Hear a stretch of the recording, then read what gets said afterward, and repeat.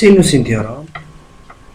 Синусийн теорем. Гурвалжны талууд нь эсрэг өнцгтэй боролцсноо байна. За, энэхүү гурвалжин дээр авч үзье. А, С, В гурвалжны хувьд бичиж бүгдээрээ. А кохан синус А, Б кохан синус Б, С кохан синус С. Гурвалжны талууд нь эсрэг өнцгтэй боролцсноо байна.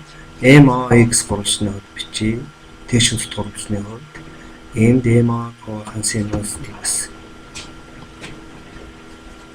MX кохан синус O, OX кохан синус M талууд боролцсноо байна. За, CD гурвалжны хувьд синусийн теорем бичиж, CD кохан синус E, EC кохан синус D, D кохан синус C тэнцүү байна. Синусийн теоремосоор синусийн теорем А кохан синус А тэнцүү, Б кохан синус В тэнцүү, С кохан синус С 2-ээр тэнцүү D. Радиусын хөлөржүүл диаметр гарна. За, үүнд радиус нь ABC гурвалжны багтаасан дараагийн радиус байна. За, бодлого. ABC гурвалжны AC нь 2 см, өнцөг ABC нь 45 градус бол багтаасан дараагийн радиусыг олъё. За, синусийн теоремоор AC талыг синус V тавьчихсан харьцаа 2-тэй тэнцүү. За, ингээд эндээс томьёоны хуралд хийвэл AC кохан 2-ыг уршин синус V болно. Эд тэнцүү 2-ыг хуваах нь 2-ыг хаалт нэгээр 2-ыг хуваах нь 2 болно. За, ингээд радиус нь эд тэнцүү язгуур 2 болно. За, тригонометрийн таблицыг синусын тэгээс 180 градусын хоорондох утгуудыг авч бодлогод өргөн хэрэглэдэг байна. За, бодлого нэг AB талын уртыг бол за, ингээд гурвалжны дотоод өнцгийн нийлбэр 180 учраас хоёр өнцгөө нэмээд 180 эсвэл С орон өнцөг 45 градус болно. За, синусийн теорем бичвэл AB талыг синус С, AC талыг синус V тавьчихсан харьцааны тэнцүү. За, ингээд AC-ийн орон 4, синус V-ийн орон 6 бичиж. За, ингээд энэ пропорционалд бүгдээрээ эрвээ хараа хэрэглэе. Эрвээ хараа хэрэглэснээр AB тэнцүү 4-ийг үржин синус 45 градус, түүнийг синус 60 градус тавина. За, хувааж байгаа учраас байрын солио үржүүлчихье. Эмд өдөр хуваатай дижил тоогийн дарчээ. Ингээд 4-ийг үржин зурдор 6 хуваах нь урд болно. Бодлого 2. ABC гурвалж өгсөн байна. За, бүгдээрээ AB-г хуваах нь синус С, BC-г хуваах нь синус А гэд харьцаа бичлээ. AB-гийн орон язгуур 3, BC-гийн орон язгуур 6, синус А-гийн орон язгуур 60-ыг бичлээ. Язгуур 2-ыг хуваах нь синус С тэнцүү, язгуур 2-ыг хуваах нь синус 60 болон эрвээхээ арга хэрэглэлээ. Энд синус С тэнцүү, язгуур 2-ыг үржин синус 60 градус, хуваах нь язгуур 3 болно. За, синус 60 градусын орон язгуур 3-ыг бичээд хувааж байгаа язгуур 3 хувааж байгаа учраас байрын солио үржүүлээ. Хургалт хийлээ. Синус 60 градус. Синус С орой язгуур 2-ыг хуваах нь 2, үүнийг таблицаас харах юм бол 45 градус. Нөгөө талаас 45 градус гарсан гурвалжны дотоод өнцгийн нийлбэр 180 учраас хоёр өнцгөө нэмээд 180 асвал 75 градус гарна. Бодлого 3. А орон өнцгийн бодол.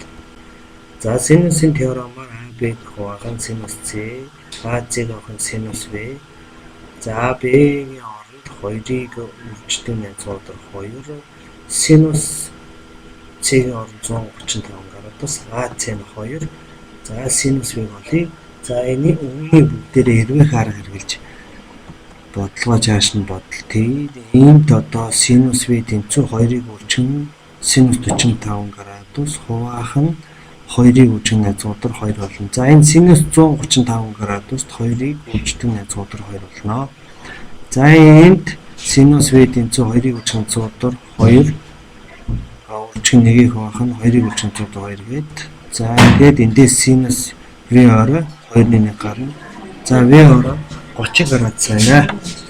Ингээд А оройн 2 3G дотоод өнцгийн хэлбэр 180 учраас 2 20 өнцгийн нэмээд 180-аас хасахад та 20 өнцөг 15 гэж харна. За А B C D уралдсны параллел грамм А B C D параллел граммын AC талын уртыг олъё. За D оройд дэлгэмэл өнцөг учраас 120 градус болно. За AC D уралжин дотоод өнцгийн хэлбэр 180 учраас C орой өнцөг 30 градус гарна. За ингээд синусын теорем бичвэл AC талыг синус D, AD талыг синус C төрчихсөн харьцаанууд хоорондоо тэнцүү. Синус D-ийн хооронд 120 градус, AC-ийн хооронд 5, синус C-ийн хооронд 30 градус. Одоо бүгдээрээ үнээс AC-г олъё. За AC бол 5-ыг үрждэг нь 100-аар 3 байх нь 2, хуваах нь 2-ны 1 болно. AC тэнцүү. Өдрөө өдөрт нийжил 5 очиж 2-ын дарчлаа. Ингээд 5-ыг үржих нь 100-аар 3 гэсэн бодлого болж байна. За B C D параллел граммын VC талын уртыг бичье. За ингээд параллел